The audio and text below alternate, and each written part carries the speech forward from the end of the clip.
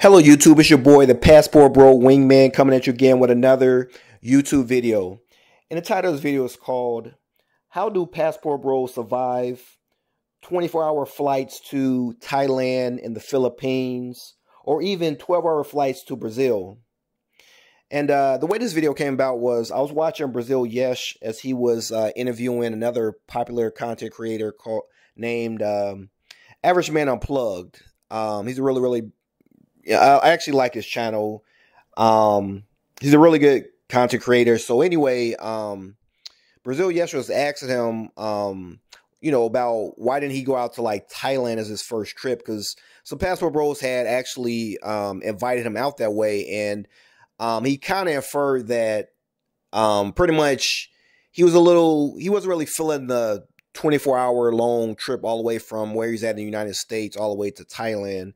And it got me thinking a lot about this topic. So I thought it would be a little fun topic to kind of talk about how I myself also survived some of these long trips, and also tips I can give a lot of my subscribers and people listening that I think will make your trip to Thailand, the Philippines, Southeast Asia, or even into Brazil, where Brazil is a little bit longer. It's about, it could be like 12 hours long from different parts of the United States. So anyway, I just wanted to give some pointers and some tips, because one of the things that usually does come up is I've had plenty of friends asking about my trip when I went to Thailand.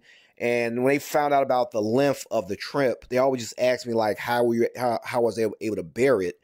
And well, let me say this overall. You as a Passport Bro, I definitely encourage you, and I definitely believe that you need that Asian experience. Is well worth it. And I promise you that once you get off that plane and you actually step your foot into Thailand or even the Philippines, or some of you who are heading to Vietnam or Cambodia, those kind of, I promise you, once you get off that plane, you meet the local people there, you experience the culture, you're going to say it was well worth it. Each time I went to Thailand, I've been there twice, I really enjoyed it. It was one of my, I actually went to Bangkok each time, one of my favorite cities. People are very warm. Of course, women are beautiful.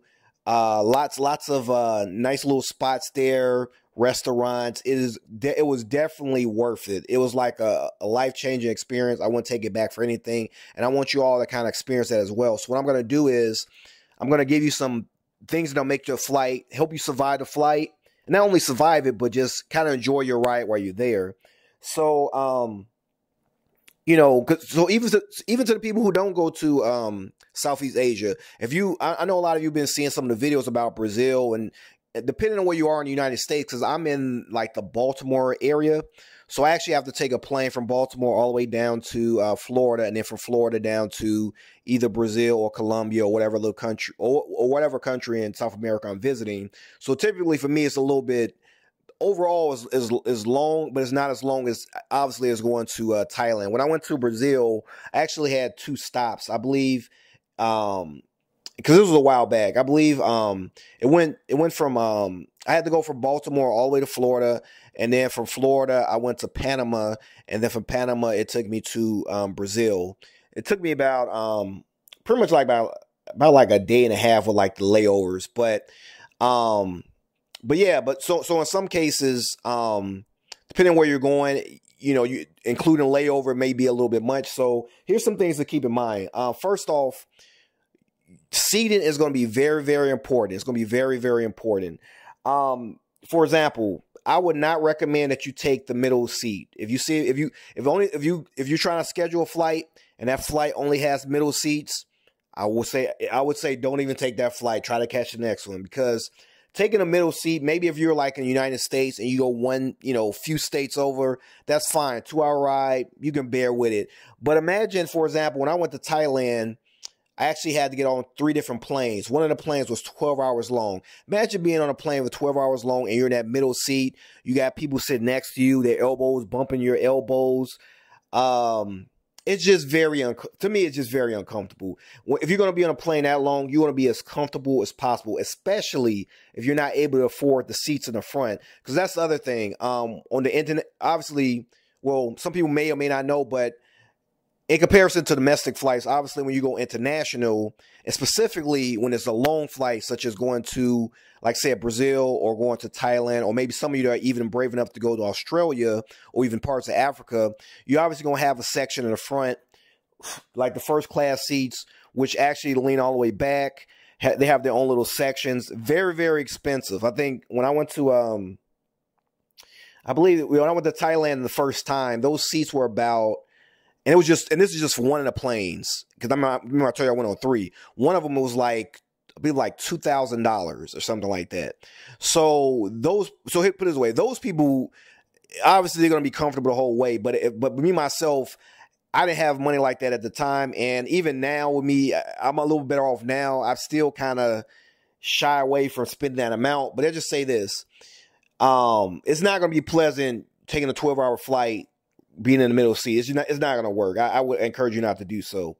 Now this is just me. Some people are going to disagree because there's pros and cons to the aisle seat versus the window seat. A few things about the window seat. Obviously, you're on a 12-hour flight. If you want to nod off, you can easily lean to the side, somewhat across to the window, fall asleep. It's a little bit more comfortable. Obviously, you can't do that in your middle seat. You got to be straightforward, which is why I say I don't recommend it. But here's the con to the aisle seat. You are going to have to go to the bathroom probably a few times. And I don't know about you, but to me, it gets very, very annoying. Have to wake up people, step over people to get out.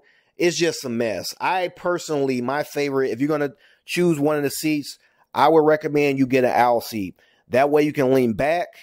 You don't got to worry about your elbows bumping into anybody with the armrest. You have your own armrest on the whatever side you're on. You have your own little armrest. You want to go to the bathroom, you can go to the bathroom. The other important thing is, if you're not in, like I said, in the first class seats, keep in mind that you don't have that much leg room. You don't have that much leg room. So at some point, you don't want to get blood clots. So you're going to have to stretch your legs out at some point. So the good thing about the aisle seat is you can get up, you can walk around. Sometimes you'll see people just standing by the bathroom, just walking back and forth. And really what that is just, as you know, to obviously help your circulation. But that's the other good thing about the aisle seat is not only can you go to the bathroom, but whenever your legs start to get a little worn out, you get tired of sitting down, you can obviously just get up and walk up and down the aisle to kind of get your circulation flowing again before you go ahead and sit down. If you're in the window seat, middle seat, you obviously can't do that, which is why I would recommend,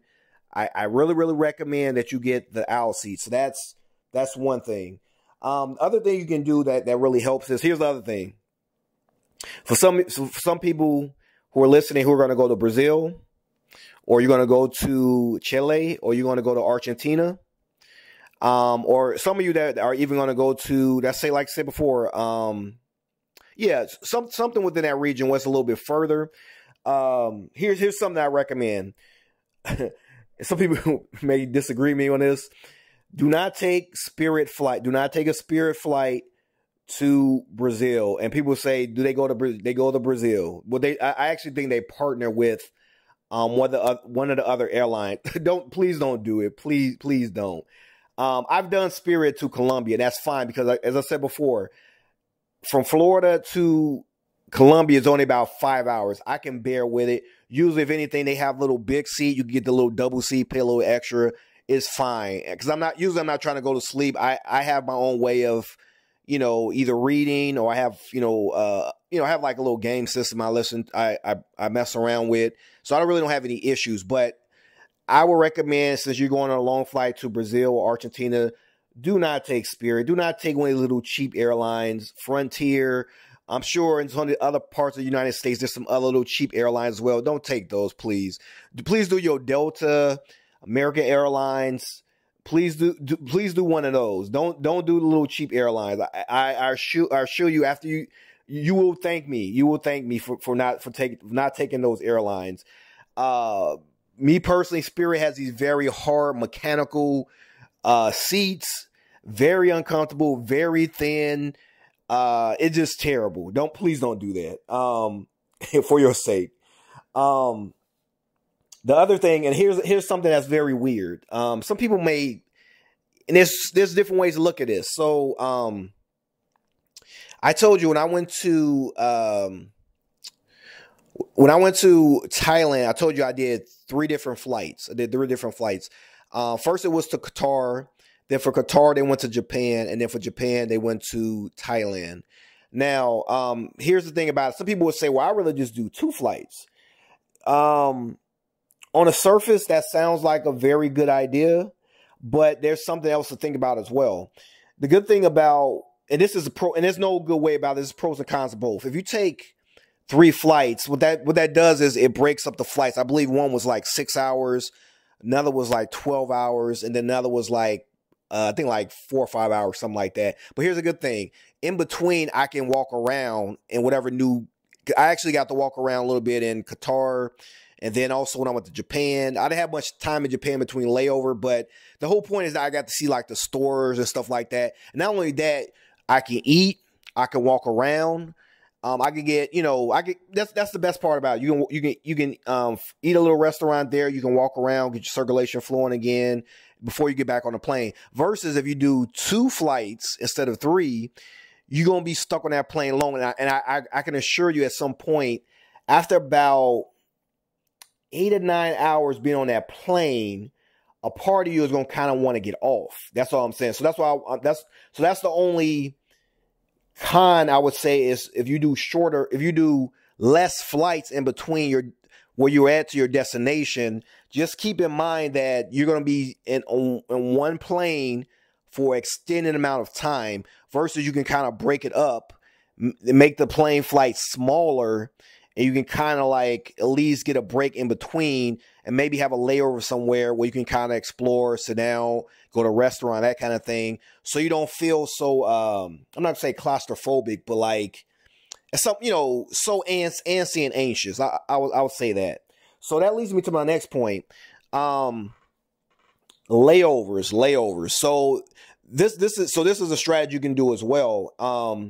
For example, when I went to, I had the opportunity where, when I went to, where was it? When I was heading to Brazil, they had the opportunity where you can stay in Panama for like a whole day. And then you could also, and then the next day you would head to Brazil. I personally didn't want to do that. And the reason I didn't want to do that is because I'm the kind of person that just like, I would rather kind of bear it out a little bit more. Like, in this case, I didn't want to waste a lot of time in Panama because, yeah, that was a big thing. I had a limited amount of time anyway for my trip. So I wanted to spend as much time as I can in Brazil. So I went straight. So I pretty much had a flight where I was at Panama, but I think my layover was only about, like 3 hours or something like that. And then it went straight to Brazil after that. But it only brings up to say that what you'll find out is a lot of the flights, depending on where you go, even to like Brazil, Argentina, Thailand, Philippines, in some cases, they actually may stop in another country for about a day. And what they'll allow you to do is, the good thing about that is, it'll give you a break, and 2, it'll let you explore a new country for like a whole day. You can kind of walk around and see what the city like is there. And again, it'll keep you from thinking about how long your plane flight is, because technically it would be almost like getting 2 international trips for the price of 1, because it actually stops in another country that maybe you wanted to visit. Like, for example, it might stop in like France and then go to a destination after that. For example, I actually went to I believe the name is Hungary. I went to Hungary, and pretty much there on the way back, I actually had a stop in Germany. I had never been to Germany before. So I actually got a chance to stop in Germany, walk around, get to see like what Germany is like.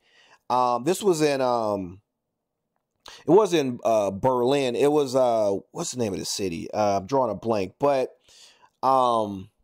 what's the name of the city? Not Berlin, but I can't think of it at the moment. I don't want to hold up the video, but either way, that's what it was. Frankfurt. I got to stop in Frankfurt. Sorry about that. I got to stop in Frankfurt. Got to walk around Frankfurt, go downtown for about like a few hours.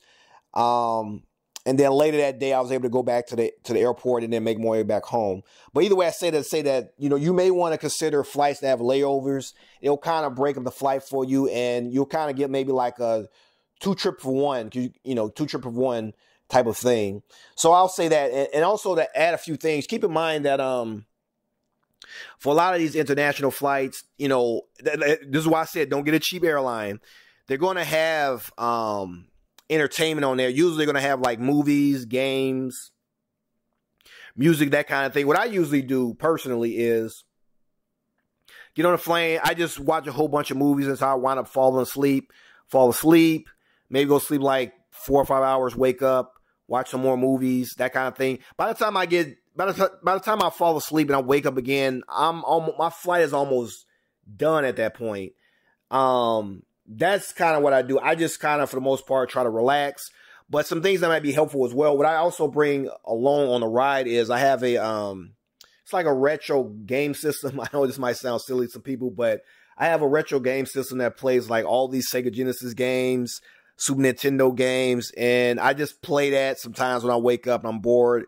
So either way, I would say I recommend that obviously, a lot of you have, you know, obviously on your phone, I would say store up a lot of store up like a lot of music on your phone. Good thing about YouTube is it actually lets you download some of the videos. I don't know if you noticed it has that feature. Lastly, let me say this. The other thing that's going to help you on your flight is your motivation for traveling, period. Like, for example, whether you're going to Thailand or the Philippines or Brazil to find a wife, or whether you're going out there to engage in some type of business, or whether you're going there to just experience the culture in general, each one of those things, whatever your motivation is, once you actually go there and you experience it, I feel that once you get a good taste of that, you get a good taste of that, and then you come back home. As soon as you get off that flight back home, as you have noticed, most passport bros, when they come back from their trip, it's lots of depression. It's lots of even some regret of some other things they wanted to do or should have done while they were there on their trip. There's lots of sadness, and there's almost an urge to go back to the destination you had previously come from. So in many cases, for a lot of guys who are traveling to find wives or, even girlfriends and that kind of thing, once you actually get over there and you experience dealing with the women there, the nice, feminine, fit, loving and caring women, and then you come back to the States and you deal with some of the ratchetness that is here and some of the man-hating culture, you will, put it away, you will quickly want to jump and you will quickly, and not have second thoughts about it, jump on a plane and take a 12-hour flight to go to Thailand and the Philippines to get away from the foolishness that goes on in the States. Once you had a good taste of that, you don't ever want to go back to some of the stuff you're dealing with in the States. That goes not just for that, but the culture in general, just dealing with some of the warm and hospitable people in these countries. And then you come back to the United States where everything is about work. You got all this craziness going on in politics. And then you're just dealing with like the bottom of the barrel dating culture here. Once you get a taste in one of these countries, regardless of how long it has taken you on a flight to get there, 12 hours, 20 hours, a day. But once you get over there, you experience it, you're going to be forever changed. And I assure you, after that, you're going to take plenty more 24-hour trips, 12-hour trips, 16-hour trips, and you will do it and not hesitate about it, because you're going to know at that point it's well worth it. I would say this, just keep this in mind, that it's definitely worth it. At the end of the day, I really feel deep down that after you actually arrive there on the soil and you get out and you experience the culture and the people there, you'll definitely say that it was worth the trip. So I would say, don't be afraid to try it out. Some of you may want to work up to it, maybe take a smaller trip to just, Colombia, the DR. But after that, at some point, I encourage you to take a leap of faith and actually take the extended trip and just follow some of the tips I've given you. And I think you'll be fine, and you'll definitely thank me, come back and say it was well worth it. So I'm going to end on that note. And on that note, this is your boy, the Passport Bro Wingman. Signing off. Please subscribe to my channel. Hit the thumbs up. Hit the notification bell. Please leave comments and tell me what you think. And until next time, this is your boy, the Passport Bro Wingman, signing off.